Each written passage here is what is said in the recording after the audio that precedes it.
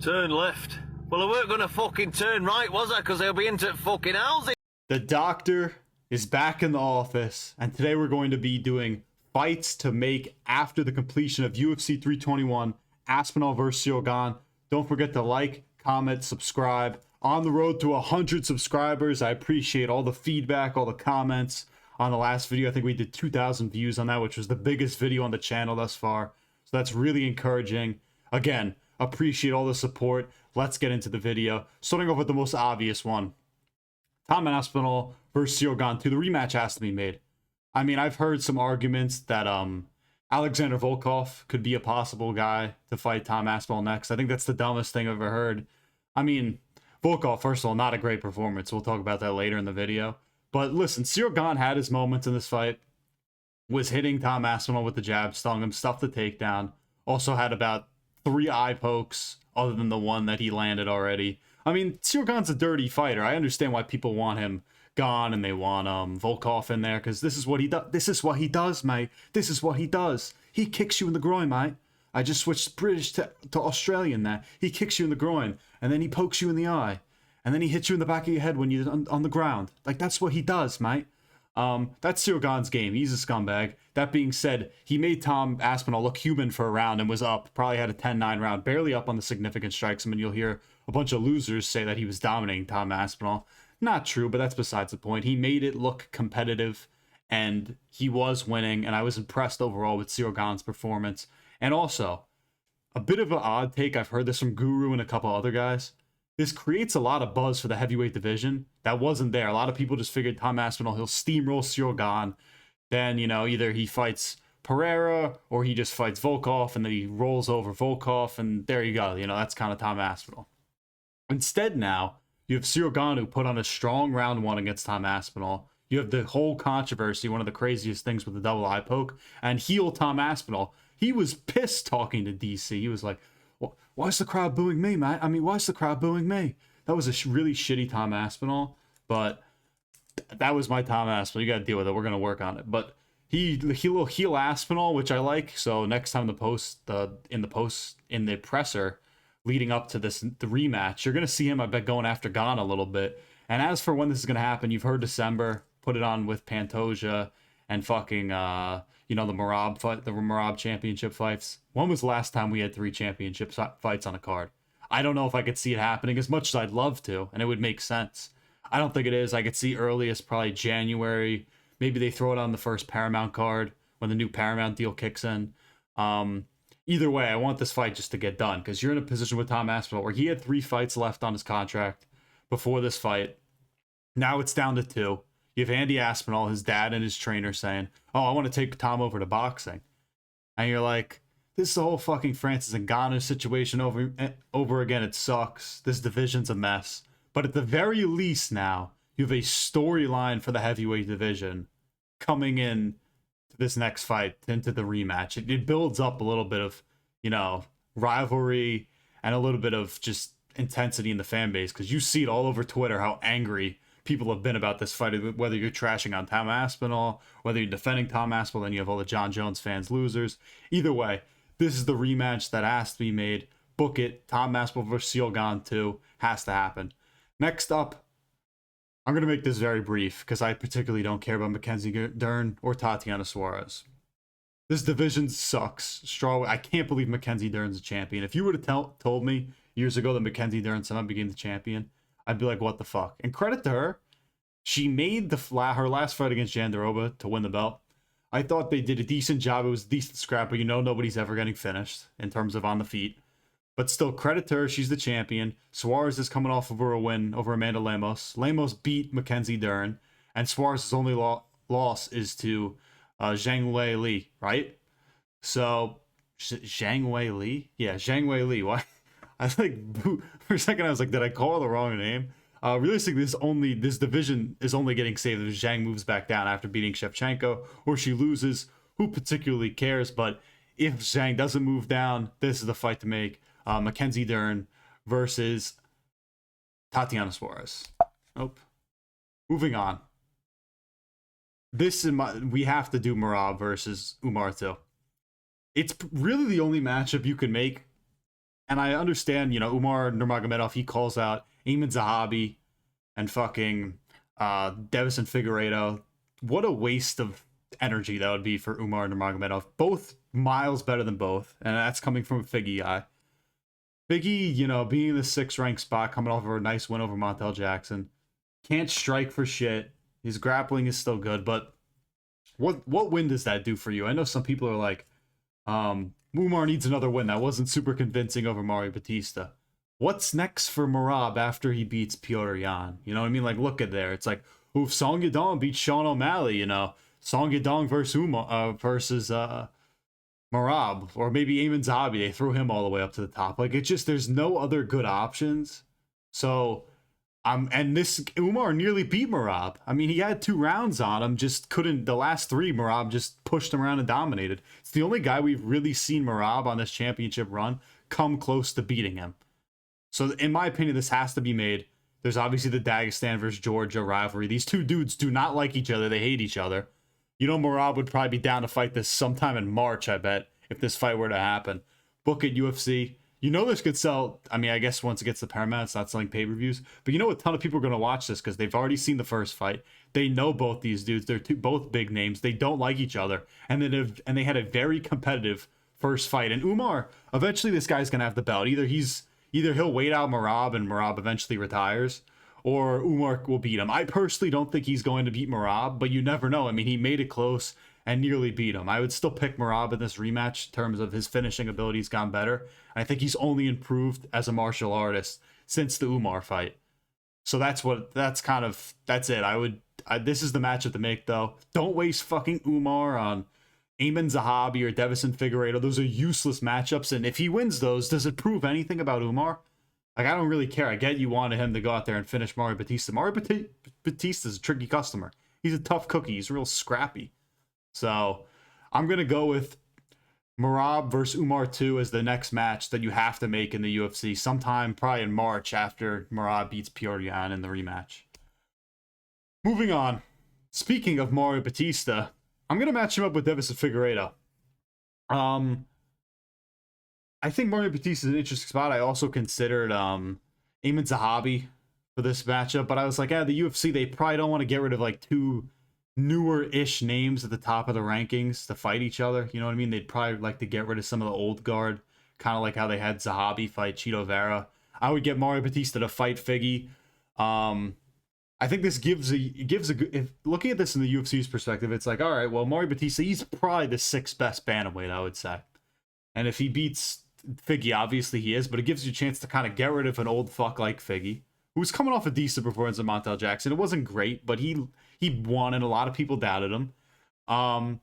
It also is kind of a win-win because if Figgy wins and knocks out Mario Bautista's bitch ass, everybody's happy. Nobody likes Mario Bautista. He's kind of a pussy, and he's annoying. Nobody really likes him. And if Mario Bautista wins, you're like, all right, it solidifies him as a top 6 guy. You knew he was good. And it kind of can just push the newer guard in and the old guard out. I know Figgy, he's just old. I mean, he's fairly newer-ish to the bantamweight division, long-time flyweight. But I think, Figgy, I don't really know how Figgy would win this. I think, say what you want about him losing to Umar, but Mario Bautista showed good sprawl, showed good scrambles, even dropped Umar once. So I think this would definitely be a fight that he would probably easily win. I don't think Figgy's really any good anymore. I think he's washed, not slowly washed, even though he kind of turned back the clock a little bit in Montel Jackson fight to survive. I think this is an easy fight to book, easy fight to make. Mario Bautista versus Davison Figueiredo. Moving on, Alexander Volkov versus Curtis Blades. Volkov obviously coming off not the most impressive performance against Jailton Almeida. I mean, listen, we all wanted Alexander Volkov to win that. And he did. And this, before I keep going on to my spiel, this is a rematch. I think these dudes fought 5 years ago in the Apex during COVID. And I made this matchup mainly because, look, it gives Volkov a chance to avenge one of his losses. Now, I'll say this. I wouldn't even be mad if he didn't fight. You know what I mean? Like, he's the number 1 contender. He could kind of just wait around. But he is, 39? He's old as shit. And I don't know if he wants to be inactive for that long. We don't really know when Aspinall and Gane are going to fight again. And Curtis Blades, he's out for the rest of this year with a knee injury.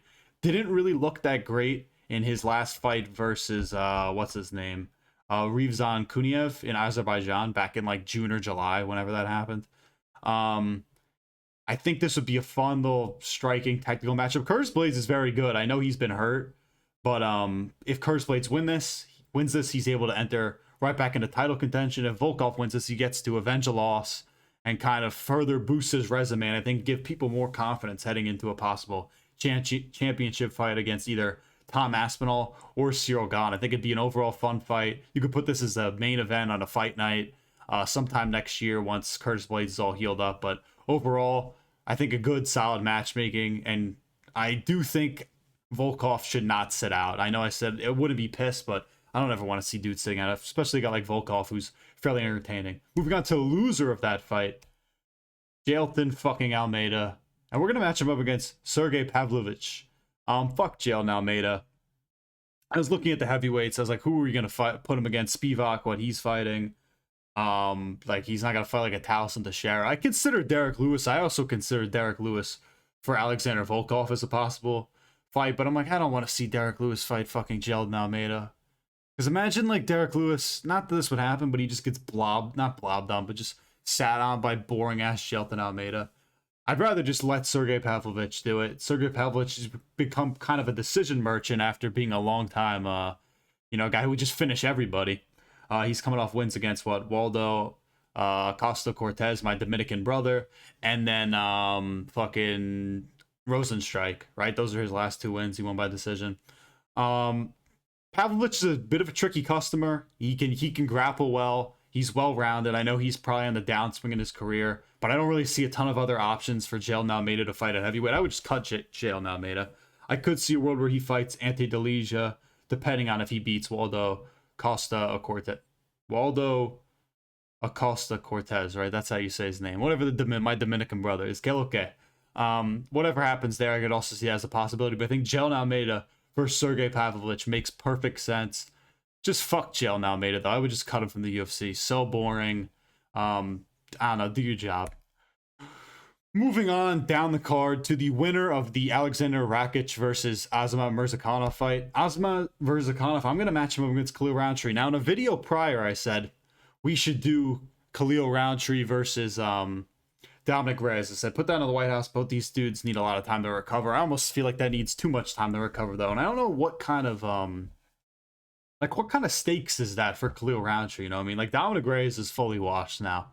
Khalil Roundtree, I don't think he'll ever win the title. Could I see him get a title shot eventually? Yes. So I don't know what beating Dominic Reyes, I don't think would be super impressive. Now, if he beat Azamat Murzakanov, that's a legit win on a guy who's on a really nice streak right now. I think he has 5 finishes in the UFC. And for Azamat Murzakanov, I saw some people trying to put up against Ankalaev. I think that's way too crazy of a jump for him. But if he fights Khalil Roundtree, give him the chance to fight a legit name who's fought big stars. Like, he was in a championship fight against Alex Pereira and then nearly beat Yuri. I mean, he was up 2-0 on Yuri before Yuri Prochazka got the power from fucking Jesus himself and locked the fuck in. And I'll also say this about Azamat Murzakanov in terms of people want that Ankalaev fight. His best win is over Rakic right now. And he used to take steroids. And, he finished Brenton Ribeiro and Alonzo Menifield, which are names in the division, and also beat Dustin Jacoby. But I just I couldn't see giving him Ankalaev. That's too big of a jump. I think this fight makes a lot more sense for both of them. Khalil Roundtree instead of fighting fucking Dominic Reyes, and Murzakanov instead of fighting Ankalaev. I think it gives Khalil a chance to get back in the win column without fighting like a major name, like how he's fought fucking Yuri and Pereira his last 2 fights. He doesn't have to fight. Oh, and Jamal Hill. Jamal Hill sucks though. But it gets him a chance to get back in the win column. And it also gives Murzakanov a chance to get a big win over a legit name who's been at the top of the division for a little bit. And I think this is a winnable fight for either dude. Would be really interesting to kind of see Murzakanov finally go up against a guy who I'd say is higher level. And I think maybe Khalil puts on a little bit of a, y'all must have forgot kind of performance. Because Khalil Roundtree got a lot of shit for at the end of the Yuri Prochazka fight. A lot of people just don't like Khalil Roundtree for some reason. I don't really get it. It's all these losers on Twitter who've never fucking fought before.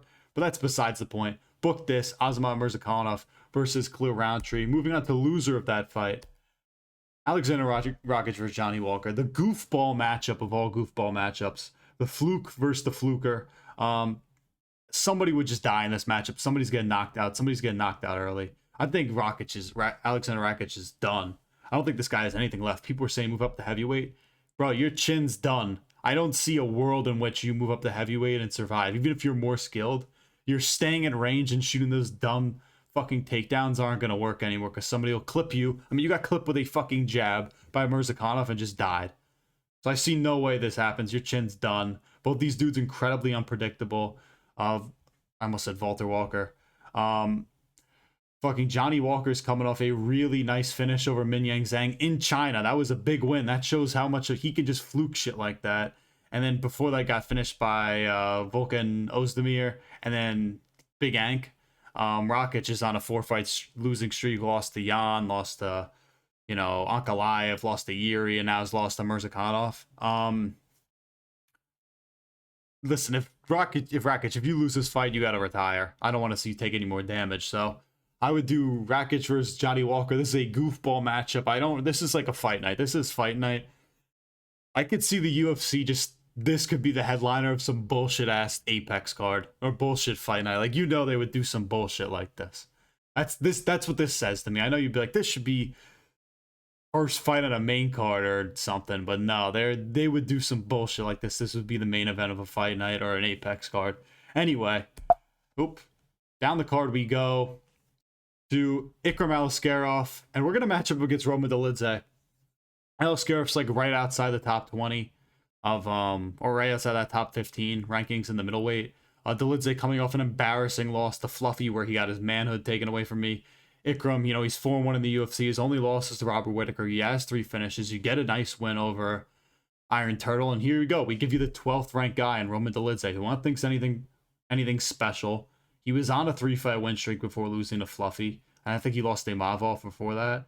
Win this Ikram, and then you're ranked. You finally get in there. Dolidze, we drop you out of the rankings. It also gives you a nice little Georgia versus Dagestan kind of a rivalry. You know what I mean? Because those two guys fucking hate each other. And I already discussed that earlier with the Umar versus Marab matchup. You get this with Ikram versus Roman Dolidze. Get rid of Roman Dolidze out of the rankings. This dude's terrible. If you beat him, you're solid. We get you in the rankings. If you lose, I never want to see you in the top 15 again. It's as simple as that. Moving on, we go to Quillan fucking Salkilld versus Ignacio Bahamondes. I flip-flopped a billion people who I want Quillan Salkilld to fight. I almost don't want him to do this fight because of how much I love Ignacio Bahamondes. And you might see right now, there's another little figure hidden behind my face. Oh. And that person is Renato Moicano. I also put him as a possible option. Listen, there's so many dudes in that top 15 lightweight that I was thinking of. I think Bahamondes is like 16th. They've had a revolving door around that 15, 14 mark with Grant Dawson coming in and out. I'd say Bahamondes is an option. I'd say Renato Moicano at 11 is an option. And I'd also say Mauricio Huffy is also an option at 15. Michael Chandler's also there. I just can't see Michael Chandler. Michael Chandler he only fights fucking names, and I have no clue what he's doing. I didn't even want to bring him up here.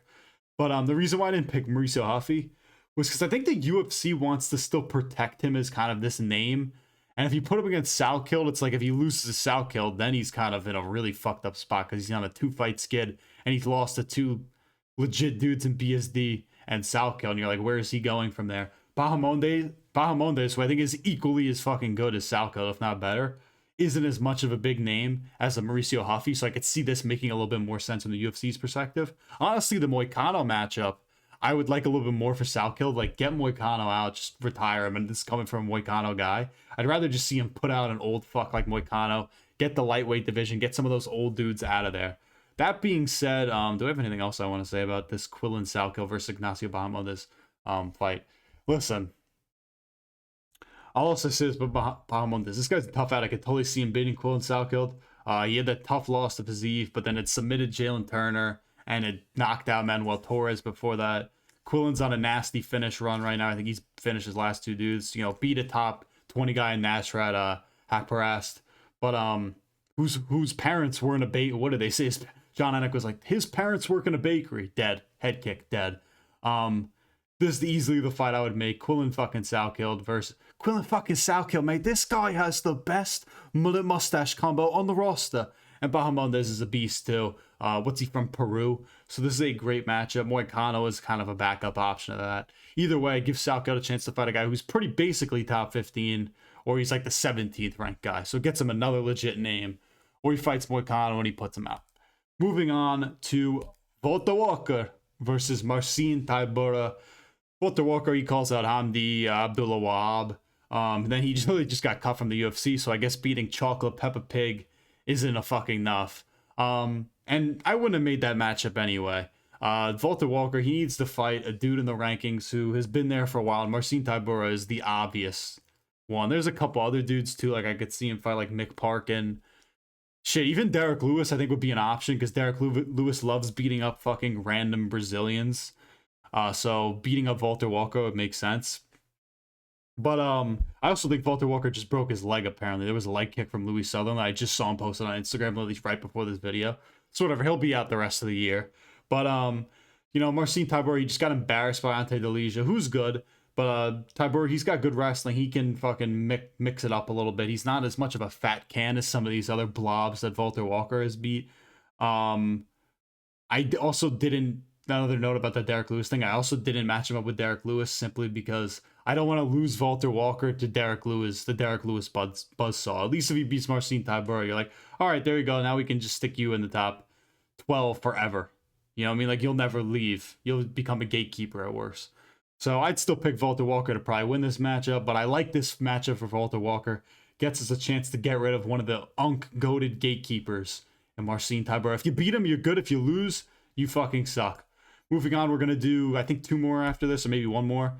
Nathaniel Wood versus Patricio, or Patricio Chihuahua. Nathaniel Wood called out Patricio Pitbull after, said, oh, I'll be ready to fight in March.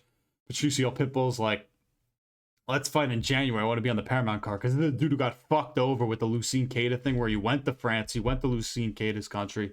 Lucien Keita comes in fucking massively overweight and tries to get Pitbull to, you know, get a catch weight. He's like, fuck that, I'm taking my money. You wasted my time, which I respect from Pitbull. I'm not necessarily a big Pitbull fan, but I respect that. He's trying to teach the guy to be a fucking professional, which he clearly isn't. So I think this is an easy matchup. Both these dudes seem to want to fight each other. One wants to fight in January, one wants to fight in March. I just say fucking book it for sometime in February. It'd be an interesting matchup. You have Wood, who he can throw volume. You know, he's not a great finisher, but he's very fun striker to watch. He's very technical. He can move around the octagon well. And Pitbull, slow pace, you know, has a cooldown on the amount of strikes he could take. He's so boring to watch. But throws really low output, can smudge you. He'll probably fucking win somehow. And you're like, oh, well, fucking Pitbull, who cares? But yeah, good for this would be a good matchup. They already called each other out. Book this in February. Let Nathaniel Wood recover from his injuries a little bit and get Pitbull in there. As my face is blocking Pitbull a little bit, excuse me. Patricio Pitbull versus Nathaniel Wood. Moving on to the last fight that I'm going to do. And honestly, this might be my favorite fight I predicted. Ludovit Klein versus Rafael Fiziev. A little bit of an outside-the-box thing. Ludovit Klein just snapped his ankle or whatever. You have Rafael Fiziev, who just had knee surgery. So these guys are going to be out a little bit. Fiziev, I also thought of Paddy Pimblett as a possible option for this dude. But that's not going to happen, obviously, because this isn't a Paddy Pimblett video. This is a video about Ludovit Klein and the boys on this card. I think this would be a really fun striking match. You have, you know, Ludovit Klein, who's got great slick boxing. He's very technical. He can throw a lot of volume, does a lot of damage. Fiziev, you know, he's low output, but man, he hits fucking hard. And I know he doesn't knock anybody out, but he'll stumble you. He'll stumble you. Was supposed to fight Charles, didn't. I think this gives Klein a chance to get back in the rankings following the following his loss to Gamrot before, where Gamrot, I think, is just, that's a tough matchup for anybody if you're not some elite level grappler like a Charles Oliveira or something. Like, it's really, he's a really tough guy to beat. And Rafael Fiziev, you know, he's really not going to grapple at all, you know, a ton. He's mainly a striker, and I think it'd be a fun style fight between two good strikers. Yeah, I haven't really seen a ton of people throwing this matchup out there, but I really like this. I think this would be a really fun matchup to put maybe the opener on a main card, like the feature fight on a prelim on a good card. Realistically, they would throw this as the featured fight on the main card of a numbered card because they fucking suck at making matches. But this would be a sick matchup. Book Ludovit Klein versus Rafa Viziev sometime next year. They both have to recover from injuries. I get that, but I think this would be a banger. These are two of my favorite fighters. They're so fun to watch. They're absolute dogs. And that's it. Oh, let me just go back because I don't want to be blacked out. That being said, great fucking fight. Great video, I thought. Thank you guys all for watching. Let me know what you guys think in the comments about these matchups. I'm going to do a review for this banger of a card of Steven Garcia. I said Steve Garcia versus David Obama because I have time this week, so I'll do that shitty Apex card. That being said, like, comment, subscribe. Thank you for all the support on the TikToks, the Instagrams, the YouTubes. I love it all. You know, we're doing a great job with the channel. Keep fucking liking. And let me know what you guys think in the comments. Again, the doctor is signing off.